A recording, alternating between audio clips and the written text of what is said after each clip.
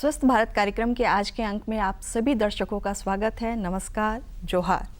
रिमझिम बारिश की बूंदें हर किसी का मन आकर्षित करती हैं। हर कोई को लगता है क्यों ना थोड़ा सा नहा लिया जाए बारिश की बूंदों में। लेकिन बारिश की बूंदों में नहाने के बाद क्या क्या तकलीफ होती है उससे हम सभी वाकिफ़ हैं। एक तरफ अगर कहें तो धान की खेती के लिए, पेड़ पौधों के लिए, खेती बाड़ी के लिए बारिश का मौसम सबसे अच्छा होता है। लेकिन अगर स्वास्थ्य की दृष्टि से देखा जाए तो बारिश के मौसम में कई तरह की स्वास्थ्य समस्याएं होती हैं। तो अगर बरसात और स्वास्थ्य की बात कही जाए तो थोड़ा सा हमारा स्वास्थ्य जो है वो धीमा पड़ जाता है बरसात के मौसम में। तो ज़रूरी है कि बरसात के मौसम में कौन कौन सी समस्याएं आ सकती है और उनसे हम अपने आप को कैसे बचा सकते हैं उसके बारे में जानकारी रखना। तो चलिए आज के कार्यक्रम में हम चर्चा करते हैं बरसात के मौसम में होने वाली बीमारियों से सावधानियां एवं उपचार। इस संबंध में जानकारी देने के लिए आज हमने अपने स्टूडियो में आमंत्रित किया है CGHS रांची के मुख्य चिकित्सा पदाधिकारी डॉक्टर सुंदरम श्री हर्ष को। डॉक्टर सुंदरम, आपका हमारे कार्यक्रम में स्वागत है। सभी सुनने और समझने वालों को नमस्कार जी। आज आपने बरसात के दिनों के टॉपिक्स अभी सीजन के हिसाब से, ऋतु के हिसाब से बहुत अच्छा रखा है। इसमें हम लोग महत्वपूर्ण जानकारियाँ शेयर करेंगे और इसके बारे में बचने के उपाय और सावधानियाँ के बारे में भी बात करेंगे, जो अत्यंत ज़रूरी है बरसात के दिनों में हम लोगों को सावधानियाँ रखने की। जी, आपने बहुत अच्छे से कहा कि बरसात की बीमारियों से बचने के लिए सावधानियां जो हैं वो बरतनी बहुत ज़रूरी है। तो अब हम जान लें कि बरसात के मौसम में कौन कौन सी बीमारियां आमतौर पर देखने को मिलती हैं। जैसा कि आपने कहा, बरसात में भीगना किसे अच्छा नहीं लगता। मैं हूँ, आप हो, छोटे बच्चे हों, बड़े हों, हर उम्र के लोगों को पहली बारिश गर्मी के बाद आती है तो भीगने में बहुत अच्छा लगता है। यही भीगने से शुरुआत होती है तरह तरह के बीमारियों की।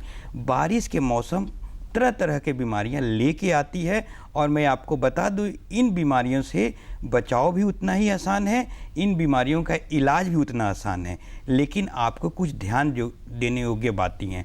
पहले कौन कौन बीमारियां इस सीजन में आती हैं ये जानना ज़रूरी है।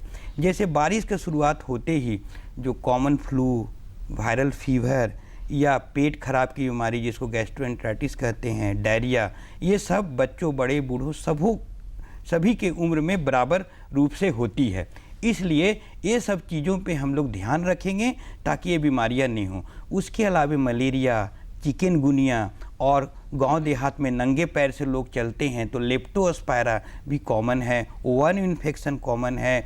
बरसात में एथलीट फूड कहते हैं, धान रोपने के दौरान में या खेती बाड़ी करने के बरसात सीजन में हम लोग खेती बाड़ी की तरफ ध्यान देते हैं तो उसमें भी गाँव घरों में एथलीट फुट होने का जिसको कहते हैं फंगल इन्फेक्शन पैरों में पकड़ता है, उसके लिए भी सावधानियां बरतनी है। और गंदे पानी या दूषित पानी से, जैसा मैं बताया, बहुत सारी बीमारियां होती है। मच्छर पनपने से ही बरसात के दिनों में बीमारियां होती है। और पीलिया जो हेपेटाइटिस कहते हैं वो भी बरसात के दिनों में ज़्यादा देखा जाता है।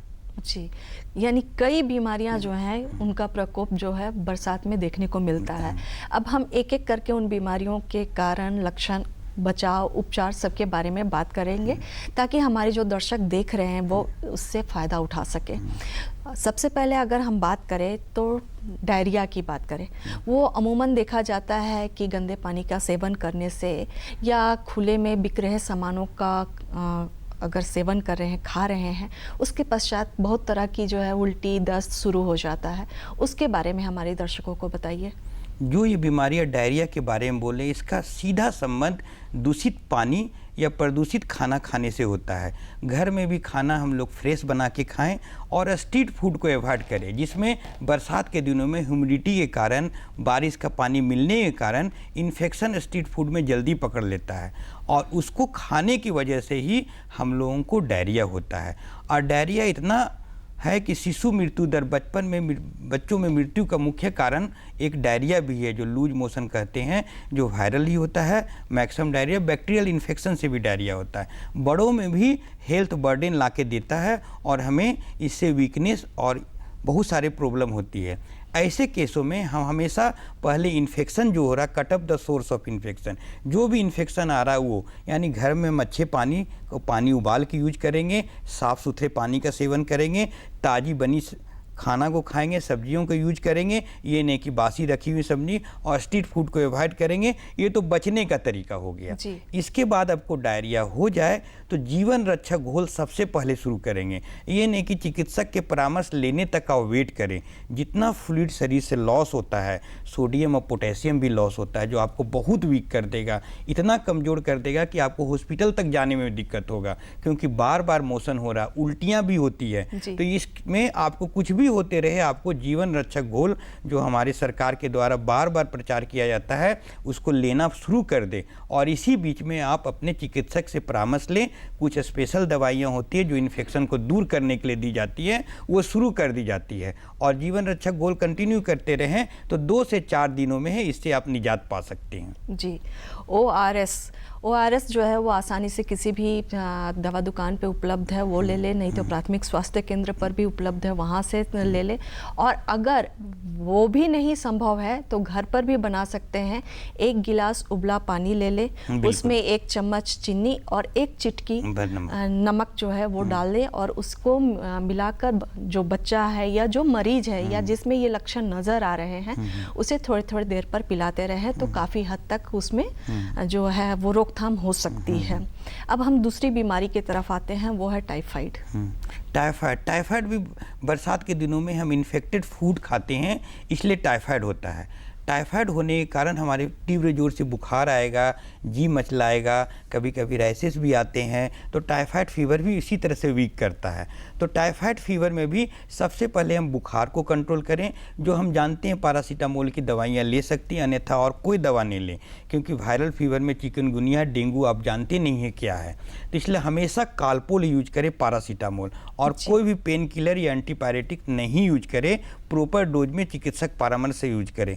इसी बीच में आपको बुखार कम हुआ, रात में हुआ, तो अपने नियर बाई स्वास्थ्य केंद्र में, जो आपके नज़दीक स्वास्थ्य केंद्र हैं, वहाँ जाएं और चिकित्सक परामर्श लें और जांच कराएं। टाइफाइड का जांच हर जगह उपलब्ध है, और टाइफाइड का टेस्ट एक एक्सपर्ट से कराएं।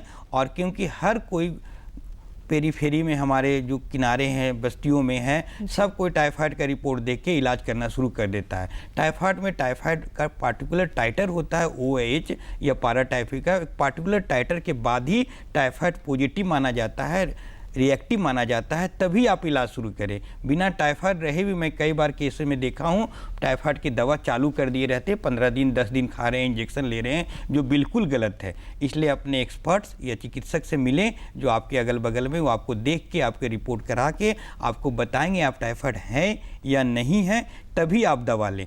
तब तक आप अपने सिम्टम का इलाज करते रहें। जी। उसके बाद आती है जॉन्डिस की बात। जॉन्डिस भी काफ़ी हद तक देखा जाता है कि बरसात के मौसम में बहुत लोगों को हो रहा है। इसके बारे में हमारे दर्शकों को जॉन्डिस गांव देहात में इसमें बहुत सा भ्रांतियां हैं। इसको पीलिया कहते हैं। पीलिया रोग से जानता है कि पीलिया हो गया और झाड़ फूक की तरफ चले जाते हैं। आप इतना देश आगे बढ़ रहा है, अभी भी शिक्षा का अभाव है, हेल्थ अवेयरनेस का अभाव है। मैं बार बार कहूँगा इसके माध्यम से कि झाड़ फूक की तरफ न, पीलिया कंप्लीट रूप से ठीक हो सकता है, पूरे तरह से इलाज है। ये भी कंटामिनेटेड वायरस, जिसको हेपेटाइटिस ए कहते हैं, वो इन्फेक्शन वायरल इन्फेक्शन है जो प्रदूषित वातावरण में बरसात के दिनों में एकाएक बहुत ज़्यादा देखने को मिलता है। हर साल बरसात के दिनों में बहुत सारे केसेस पीलिया के आते हैं। तो पीलिया को में इलाज बहुत आसान है, अपने चिकित्सक से मिलें और इसका इलाज करें। जी, और ज़्यादातर देखा जाता है कि खान पान के नियम को अपनाने से भी जॉन्डिस की समस्या जो है काफ़ी नियंत्रित हो जाती है। साथ ही साथ जो दवाएं बताई जा रही हैं उसका भी प्रयोग करना चाहिए। लेकिन कई बार लोग जो है वो जादू, जो झाड़ फूक के पास जाते हैं, वो एक थाली में पानी डालकर बार बार देखते हैं और उसके बाद वो समझ जाते हैं कि हाँ पीलिया तो उतर गया, और उसका इलाज नहीं करवाते हैं, और आगे चलकर ये काफ़ी खतरनाक साबित होती है। सीधी सी बात कहूँगा, नीम हकीम खतेरे जान। जब भी आप पीलिया का इलाज इधर उधर से चिकित्सक परामर्श लेके नहीं कराएंगे तो आपको गलत ही इलाज होगा। ये मान के चलें कि जितने लोग हैं वो शैक्षणिक रूप से उस तरह से एडुकेटेड नहीं है, शिक्षा प्राप्त नहीं किए हुए हैं, जो मेडिकल जानकारी का आधे अधूरे अभाव में इलाज करते हैं। इसी कारण बीमारियां और आगे बढ़ जाती है और मरीज को बहुत कष्ट का सामना करना पड़ता है। जी, आप बार बार जिक्र कर रहे हैं वायरल फीवर का। बरसात के दिनों में वायरल फीवर बहुत ज़्यादा देखने को मिल रहा है और साथ ही साथ अभी कोरोना का भी दौर चल रहा है। तो दोनों जो बीमारियां हैं साथ साथ चल रही हैं, तो ऐसे में पता नहीं चलता है कि कौन से लक्षण वायरल फीवर के हैं और कौन से लक्षण कोरोना के हैं। तो कोरोना का इलाज करवाया जाए या वायरल का इलाज करवाया जाए, ये बहुत अभी जो है बहुत बड़ी समस्या बनी हुई है। बिल्कुल सही सवाल पूछा। इसी सवाल को हम लोग को जोर दे के समझना है। लास्ट 20-25 दिनों में सिर्फ यही सवाल पूछे जा रहे हैं कि डॉक्टर साहब हम कैसे जाने मेरे को कोरोना है या वायरल है। मैं बता देना चाहता हूँ, प्रारंभिक लक्षण दोनों में समांतर लगभग एक ही जैसे रहते हैं, वो आप अलग नहीं कर पाएंगे। दोनों में बुखार होगा, बदन दर्द होगा, दोनों में रैशेस हो सकते हैं। वायरल फीवर में कोरोना से तो बिल्कुल डरना ही नहीं है, क्योंकि हिंदुस्तान की सारी जनसंख्या जितने जो एडल्ट जैसे हैं सबने डबल डोज और बूस्टर डोज लगभग ले रखी है। इसलिए कोरोना आया भी है तो ये हमारे लिए बून है, इट्स ए बून फॉर हम लोग के लिए आशीर्वाद है, जो हम लोग को नेचुरल इम्यूनिटी एक बूस्टर डोज की तरह ही देते जा रहा है। इसलिए कोरोना से बिल्कुल नहीं डरे। हमारे जो कोरोना लाइन और वायरल लाइन का ट्रीटमेंट लगभग एक ही है। 2 से 4 दिनों में लगभग सिम्टम फ्री हो जाते हैं। 5 से 6 दिनों के बाद वीकनेस वगैरह भी लगभग ठीक हो जाते हैं। इसलिए कोरोना और वायरल फीवर से तो बिल्कुल नहीं डरे। चिकित्सक परामर्श लेने का इसलिए ज़रूरी है, किसी किसी की इम्यूनिटी कमज़ोर होती है तो उसमें लंग्स में इन्फेक्शन हो सकती है या सोरनेस ऑफ थ्रोट लंबे दिन तक रह सकता है, तो उसमें आपको चिकित्सक उचित परामर्श देंगे। ज़रूरत पड़ा तो आपको एक्सरे या CT स्कैन या अलग तरह के टेस्ट करा के देख सकते हैं, जिसमें वो जज कर सकते हैं कि आपका सीवियरिटी ऑफ इन्फेक्शन कितना घातक है या कितना बढ़ा है। लेकिन मैं बता दूं, लास्ट 20 दिन में जितने भी कोविड केस पॉजिटिव आए हैं या वायरल फीवर के आए हैं, किसी को हॉस्पिटल एडमिनिस्ट्रेशन करने का ज़रूरत नहीं पड़ा है हमारे सिस्टम में, जहां मैं काम करता हूं। इसलिए सब जगह मैं पूछा हूं, लगभग यही हाल है। इक्का दुक्का जगहों पे कहीं कहीं एडमिशन का ज़रूरत पड़ा है। इसलिए इससे बिल्कुल ये भ्रांति मन से दूर कर दें कि कोरोना है, कोरोना से हमको ये इन्फेक्शन हो गया इसलिए कफ हो रहा है। वो नॉर्मल वायरल इन्फेक्शन भी रह सकता है और दोनों का इलाज 100% अच्छे तरीके से संभव है। जी जी, आपने कहा कि कोरोना और वायरल जो है दोनों साथ साथ चल रहे हैं, लेकिन किस अवस्था में हमें कोरोना की जांच करवानी चाहिए? कौन सा ऐसा कुछ अलग होगा वायरल से कि हाँ वो उस समय लगे कि हाँ ये कोरोना हो सकता है और हमें अब देरी नहीं करनी चाहिए? बिल्कुल सही पूछा। पहले कोरोना के प्रारंभिक दौर में फर्स्ट, सेकेंड, थर्ड फेज में जब भी सिम्टम एग्रेवेटेड होता था, जैसे सांस लेने में ज़्यादा दिक्कत हो रही है, रात में सोने में दिक्कत हो रही है, कफ ज़्यादा हो, तो अपने चिकित्सक से मिले, वो एक्सरे वगैरह ब्लड टेस्ट करके देखेंगे। उनको लगेगा तो कोविड टेस्ट का आपको सजेस्ट कर देंगे, कोविड टेस्ट कराएं। जी जी जी, अभी धान रोपनी का समय है और पूरे गांव क्या शहर में भी जो खेत हैं वो सभी जगह धान रोपनी हो रही है।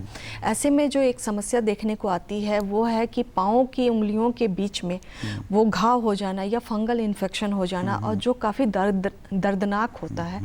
तो उससे कैसे बचा जाए? धान के सीजन में जैसे हमारे श्रमिक लोग या किसान लोग, कृषक लोग जो धान के सीजन में जो खेती बाड़ी में काम करते हैं, धान ने अपनी कोई भी खेती बाड़ी करे तो नंगे पैर ही करते हैं और उनका मैक्सिमम समय पानी, पैर में मिट्टी, बालू या पानी लगे रहते हैं। तो सिर्फ फंगल इन्फेक्शन पैर में नहीं होंगे, जिसको एथलीट फूट कहते हैं या फंगल इन्फेक्शन कहते हैं अलग भाषा में, या किसी को कहते हैं मेरा पैर में सफ़ेदा हो गया 2 उंगलियों के बीच में, तरह तरह के बात लेके आते हैं। सिर्फ ये इन्फेक्शन ने, साथ में नंगे पैर रहने से, कटे छाटे रहने से लेप्टोस्पायरा भी इन्फेक्शन हो सकता है, वर्म का इन्फेक्शन हो सकता है, स्किन का अलग एलर्जिक रिएक्शन हो सकता है। बहुत सारे इन्फेक्शन बरसात के दिनों में नंगे पाँव में रहने से होते हैं। शहर के लोग रहने पे तो अपने जूते अच्छे से पहनते तो इन्फेक्शन चांसेस कम रहते हैं, लेकिन गांव में हमारे कृषक लोग जो श्रमिक लोग हैं बेचारे बहुत मेहनत करते हैं, उनमें इन्फेक्शन। तो मैं उनको एक ही सलाह दूंगा, जब भी खेती बाड़ी का काम शाम में पूरा होता है, पैर को अच्छी तरह से साफ़ करें, अच्छी तरह से साफ़ करें। जितने मिट्टी का अंश हैं आपके पैर में कहीं भी लगे रहें, उसको अच्छी तरह से साफ़ करके उसको एक अच्छे कपड़े से सुखा लें, ड्राई कर लें, और 10-12 घंटे अगर ड्राई रखेंगे हर रोज़, जैसे शाम में 6 बजे काम करके आते हैं, 7-8 बजे तक आप ड्राई कर लेंगे अपने पैर को, और कोई भी तेल, सरसों तेल, नारियल तेल, मॉइस्चराइजर, क्रीम जो भी रहे वो लगा के रखें तो पैर ड्राई रहेगा, तो नेक्स्ट डे मॉर्निंग तक मैक्सिमम इन्फेक्शन चला जाएगा। जो अपने फूड का प्रॉपर केयर नहीं करते हैं, इन्फेक्शन ज़्यादा रखते हैं, तो कोलोनाइजेशन होने लगता है इन्फेक्शन का, और वहाँ धीरे धीरे फंगस ग्रोथ हो जाता है। ऐसे में ग्रोथ हो जाए, ज़्यादा हो जाए, तो आपको अपना चिकित्सक परामर्श लेना है, और कुछ एंटी फंगल दवाइयाँ और क्रीम है जिसको लगाना है। 2 से 4 या 6 हफ्तों में धीरे धीरे चला जाता है। जी जी। अभी तक हम पानी से होने वाली बीमारियों के बारे में ही बात कर रहे थे, लेकिन बरसात के मौसम में देखा जाता है कि मच्छर का पनपना भी बहुत ज़्यादा होता है, और मच्छर से काटने वाली बीमारियां भी बहुत ज़्यादा देखने को मिलती हैं। उनमें है डेंगू, मलेरिया, चिकनगुनिया। तो हम सबसे पहले डेंगू की बात करना चाहेंगे। हाँ, बरसात के दिनों में जैसा मैं बताया, इन्फेक्टेड पानी से या कुछ हमारे मॉस्किटो जो बरसात के दिनों में जमे पानी रहते हैं, कुछ गंदे पानी में, कुछ स्वच्छ पानी में जमाव के कारण मच्छर पनपते हैं। मच्छर का पनपना ही बीमारियों का आगमन है। मच्छर जैसे पनपते हैं तो एडिस मच्छर वहाँ जन्म लिए, एनोफिल मच्छर जन्म लिए, जो कि संख्या बहुत मात्रा में बढ़ जाती है, जो इन्फेक्शन को जन्म देती है। तो इन्फेक्शन हमारे इन्हीं मच्छरों के काटने की वजह से हमारा, जैसे आपने कहा, मलेरिया बहुत कॉमन है। पेरीफेरी में तो मलेरिया बहुत कम है। टाउन एरिया में मलेरिया के केसेस आपको बहुत कम मिलेंगे, लेकिन जैसे ही झारखंड के पेरीफेरी जाएंगे या भारत के कहीं भी पेरीफेरी जाएँ तो मलेरिया के इन्फेक्शन बहुत ज़्यादा मिलते हैं। तो उसमें भी लक्षण बुखार वगैरह होते हैं, जितने तरह का मलेरिया के जो प्रॉब्लम होते हैं वो होते हैं। तो हमको अपने आप को बचाव रखना है ताकि ये इन्फेक्शन नहीं है। उसी तरह जैसे डेंगू भी मच्छर काटने से हो रहा है, वो भी वायरल फीवर है। और हमारा चिकनगुनिया वो भी वायरल फीवर है, ये मच्छर की काटने से होते हैं। तो प्रिवेंशन हमको हर स्टेप पे करना है। मच्छर जहाँ पनपते हैं वहाँ लार्वा स्टेज पे हमको रखना है, छिड़काव करना है। जो भारत सरकार इधर टाइम टू टाइम या स्टेट गवर्नमेंट जो हमारा सरकार है, व्यवस्था है, वो छिड़काव करते हैं जिससे मच्छर ना पनपे।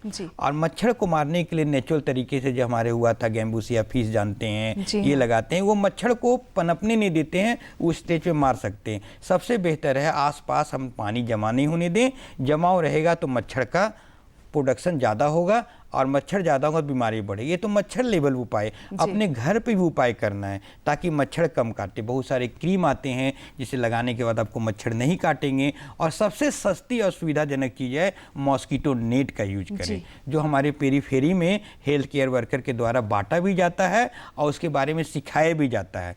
एक मॉस्किटो नेट देने से एक घर में पूरे परिवार को आप सेव कर रहे हैं।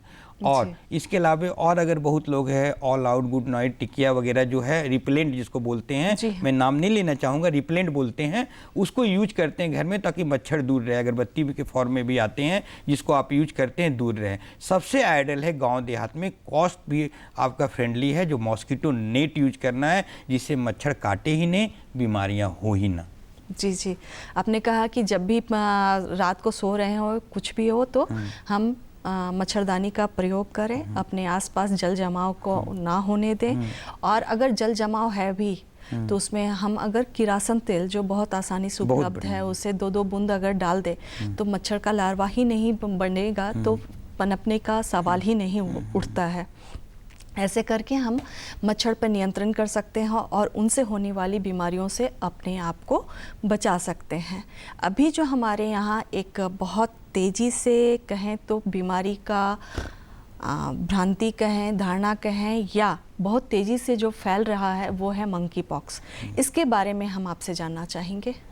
मंकी पॉक्स का ट्रेंड लास्ट 6 महीना से चल रहा है। लास्ट 6 महीना से हम लोगों को मीडिया के द्वारा, चाहे सोशल नेटवर्किंग के द्वारा मंकी पॉक्स का दिमाग में जगा दिया गया है कि मंकी पॉक्स आ रहा है। कोरोना के बाद मंकी पॉक्स से प्रॉब्लम है।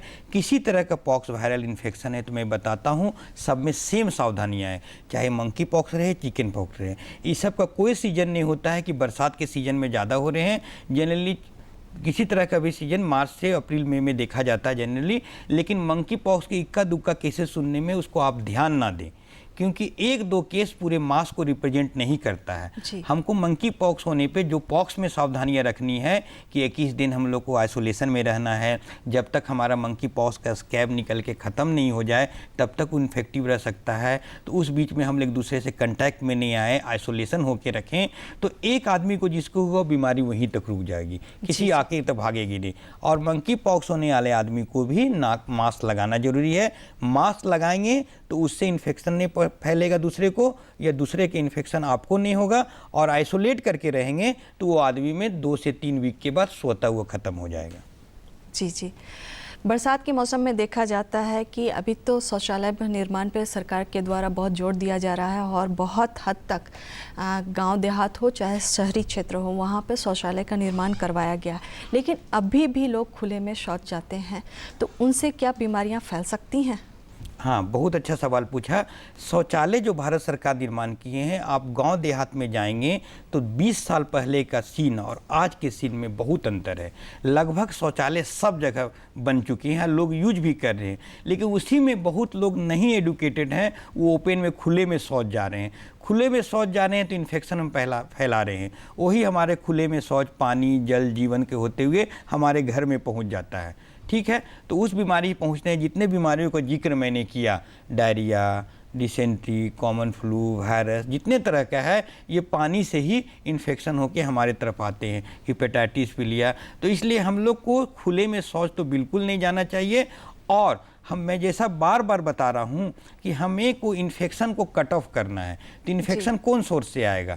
हम खुले में शौच करेंगे, कंटामिनेशन वाटर यूज करेंगे, स्ट्रीट फूड खाएंगे, घर में अगर हम फूड पे ध्यान नहीं रखेंगे, ताज़ी बनी खाना को नहीं खाएंगे, तो हम लोग इन्फेक्शन की तरफ जाएंगे ही जाएंगे। तो इन्फेक्शन से बचने के लिए बरसात के दिनों में इन सब चीज़ों का तो ख्याल रखना ही है।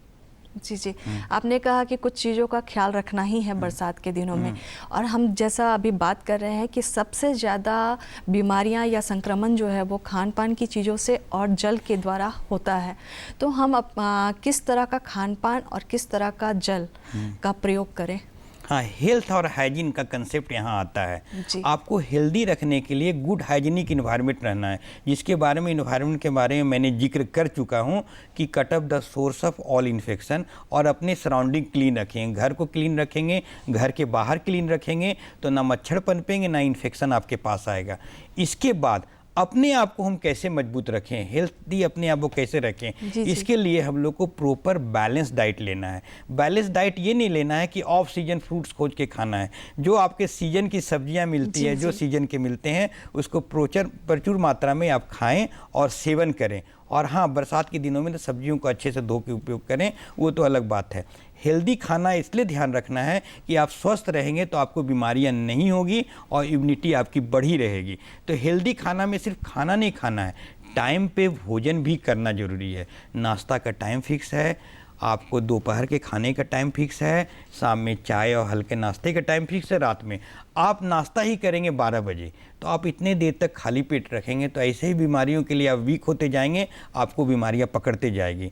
तो क्वांटिटी और क्वालिटी ऑफ फूड एंड तीसरा टाइमिंग ऑफ फूड, तीनों पे आपको ध्यान रखना। प्रॉपर टाइम पे फूड लेंगे, प्रॉपर क्वांटिटी पे लेंगे और क्वालिटी ऑफ फूड लेंगे, तो आप अपना इम्यूनिटी खुद मजबूत रखेंगे। इसके बाद हेल्दी रहने के लिए प्रॉपर एक्सरसाइज भी करें।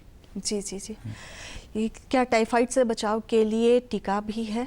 हाँ, टाइफाइड का टीका है, लेकिन टाइफाइड के टीके के लिए जितने आप परेशान होंगे उससे आराम में इसका इलाज हो जाता है। जी, यानी ज़रूरी है कि हम स्वच्छता का ख्याल रखें, अपने खान पान का ख्याल रखें, अपने जीवन शैली का ख्याल रखें, तो हम कई बीमारियों से अपने आप को बचा सकते हैं।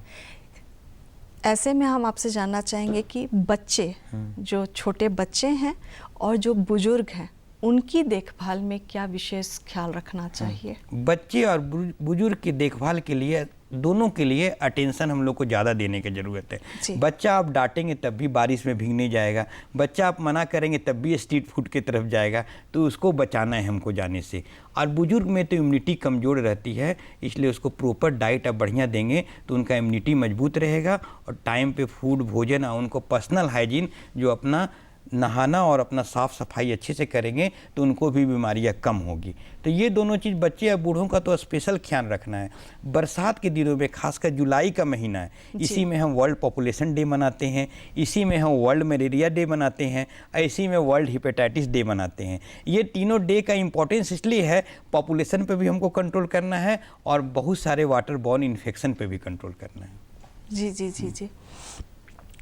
अब हम आपसे जानना चाहेंगे कि जो डेंगू चिकनगुनिया दो बीमारियां होती हैं, कई बार देखा जाता है कि चिकनगुनिया के लक्षण जो हैं वो बहुत दिनों तक मरीज को परेशान करते हैं। बिल्कुल सही सवाल। चिकनगुनिया के मरीजों में हाथ पाँव में पेन बहुत दिनों तक रहते हैं।